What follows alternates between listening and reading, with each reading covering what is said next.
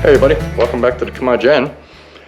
Today I'm going to show you around my kitchen. I've had a lot of people ask about what my kitchen's like having a wood-fired cook stove.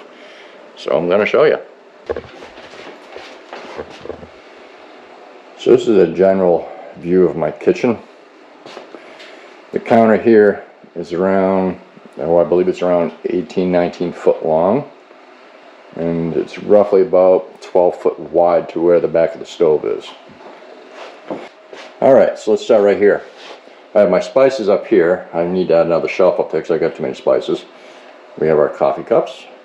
We have our coffee station. And the toolbox houses a lot of different things, so silverware and in general just things that we need around the kitchen, around the house, so I don't have to go searching for it.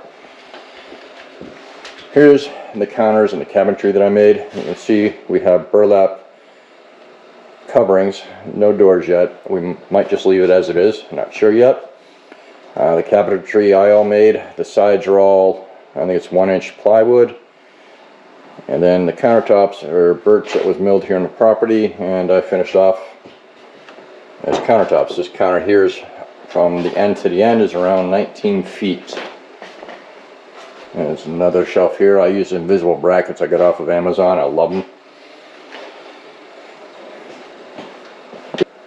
The sink was purchased from Home Depot. It's a hammered copper farm sink.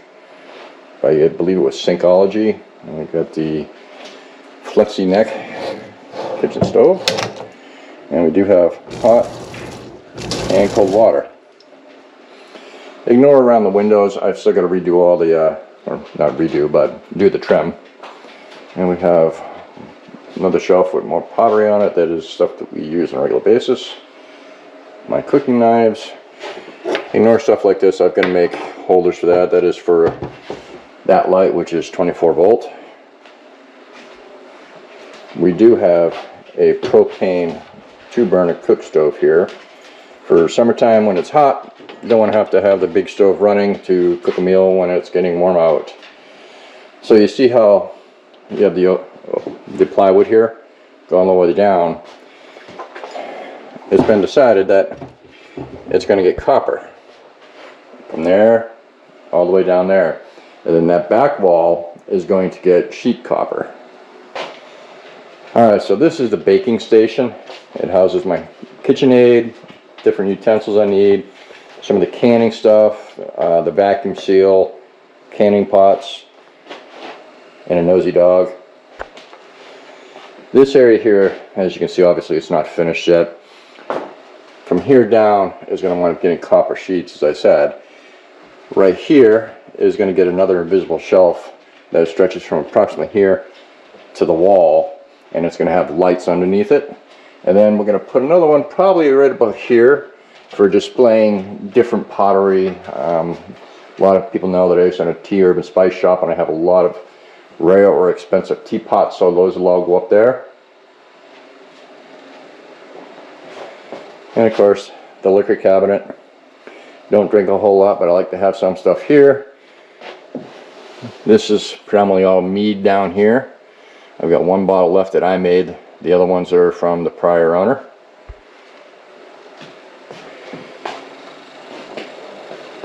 As you can see here, there's my stainless steel rolling cart. That was at the other house. It was brought over here. And I have been doing my baking on that because I'm not going to try rolling dough out or bread out on this because the top is a finish on it. And I want to take the whole top off and put birch on it, make it like a cutting block, so I don't have to worry about paint chips and stuff like that getting into my food. And there's another KitchenAid there. I'm actually sending that one down to my mom. Alright, so before, this is how we get our water. This is water that came from the spring.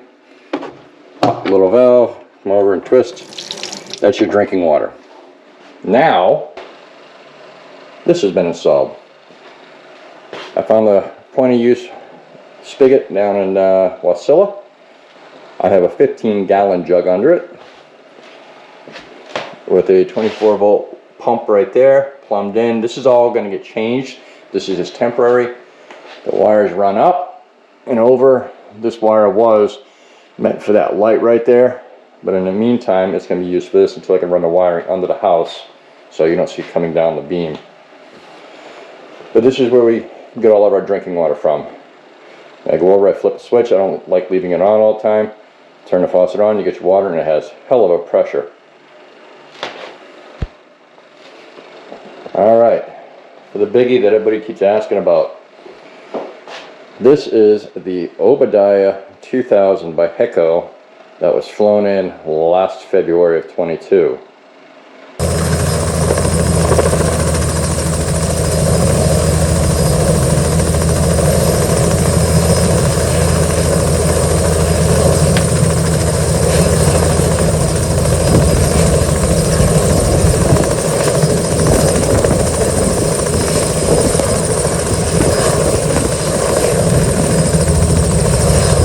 This thing is a beast in more ways than one.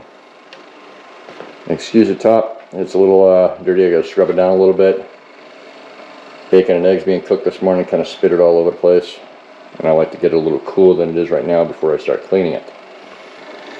This stove does have the warming shelf, and I keep a coffee kettle up there, or tea kettle, whatever you want to call it, to keep it warm at all times. So when I need hot chocolate or coffee, or Sarah needs hot chocolate or coffee, we just set it onto the stove and away it goes. Now this one here, unlike some of the Heco stoves like the 420 and the 520, this one here has double glass doors, and instead of the oven door folding down, it actually opens up. And you can see it is quite large. I will not have a problem putting the turkey in there. Don't know if you could hear that. It went as it vacuums itself down from the heat. Below that is the clean out for around the oven. Every so often you need to let the stove cool down, take that off, and open up the gate that's in there and reach in with the hook and pull out any debris. Same thing goes for that little disc there, and it just keeps it clean, keeps it working properly. Over here we have the ash clean out. Unfortunately, when we got the stove, I did break the handle, so I have to order a new handle. Then you have the secondary air intake right here, and you can adjust it up and down. I keep it right there during the day, and it keeps a really nice fire going in there. The house is currently around 73 degrees, which is a little bit too warm for my taste, but the firebox in this is ginormous.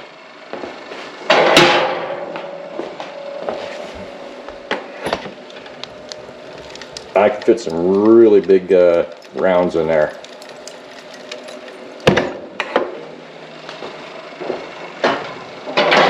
Now, to make this work as an oven versus a heating stove, or just a cooktop, inside there's a flap right about here that when you're just operating the stove as a stove or just for a hot top, it's flat like this.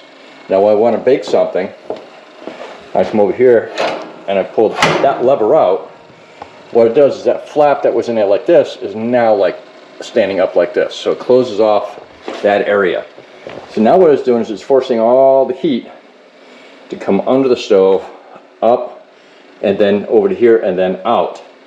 Therefore, it makes the oven warm more evenly. I don't have to rotate things in this oven at all to make sure they get cooked on all sides. I just slap it in like a regular oven and away it goes. Currently the temperature in the oven is around 450. It's because we have the stove running pretty warm because we are melting snow for water. And how do we do that?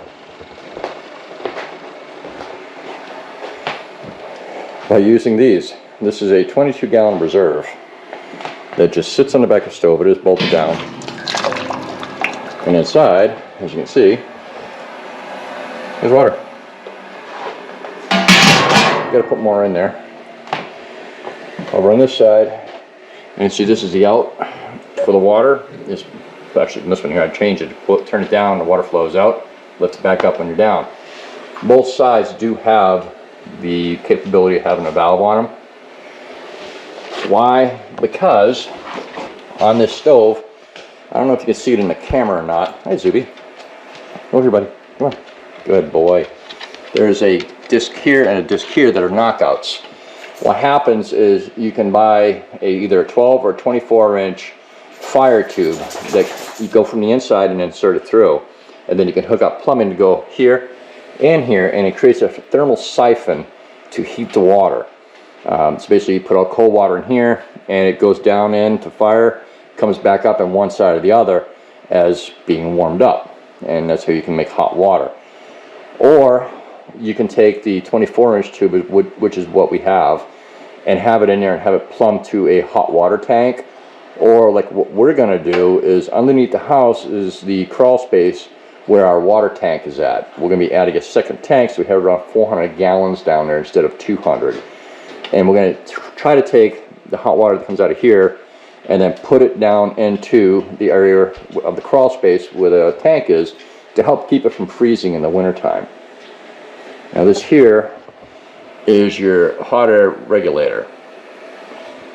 Comes down here. You see if I open it up, it goes up and down. And here's your damper. And it just comes up. We have a telescoping single wall pipe here. Y ways to heat. We can keep all the heat in here as much as possible. Goes up to a T. I'm going to be changing this summer. I'm going to try to get rid of this section of pipe here and bring it a little closer and move the stove over a little bit. And then what we do now is we take this cap off the T intersection after the stove is cooled, and we run the chimney sweep up. All flows down onto the floor. Of course, we don't want it on the floor, so we have a big tarp. That catches it all. And I just undo a couple screws on the pipe here, remove the pipe, and clean that out as well. It takes maybe about 15 minutes. It takes longer for the stove to cool down and heat back up than doing the whole process. So far, it's worked really well. You can see, everybody knows I love my cast iron. Jim, Heather, thank you for the walk. We love it.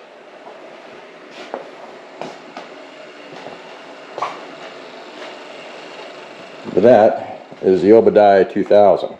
Hopefully I can find the videos to add in of when it was delivered, because it was actually flown in. But that's another story for itself. I have my copper cookingware hanging from the ceiling. And over underneath the cabinetry we got plates, we got, not Tupperware, we get glass Tupperware, I guess you'd call it, I don't know. Pots, pans, my baking stuff's all down here. All in all, it's come along good. Let me give you a look at this counter here. Like I said, this counter is about 20 feet end to end.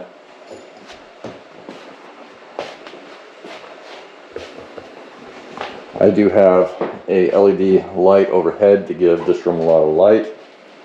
Use a little bit more power than I care, but it's not that bad compared to some really bright incandescent bulbs. Can't look at the wiring. It's all going to get changed around. The house is still in a work in progress, probably will be for a few years. So anyways, that is my kitchen in a nutshell. I hope you enjoyed the short video, and we look forward to sharing more of the home with you. You guys have a great day, and we'll talk to you soon. Bye-bye.